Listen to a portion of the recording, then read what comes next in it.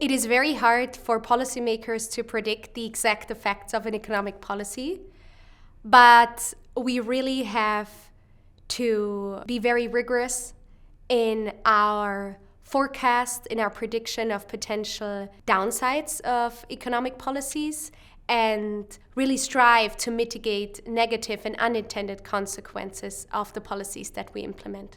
In our research at the IMF, we look at the effects of the biggest environmental regulation in the US on employment.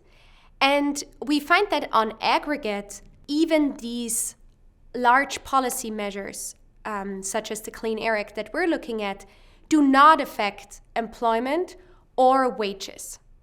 But if we zoom in on a more granular level, we find that in a specific location, an affected sector by the regulation does shed workers, and some people might lose their job. However, the fact that we don't find any effects on the aggregate level means that people will find new jobs relatively quickly at the same location.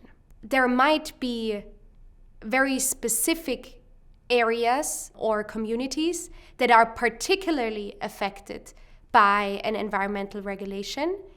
And policymakers should think ahead whether, for example, support programs would be required to retrain people who are transitioning out of a more polluting job to a more green job.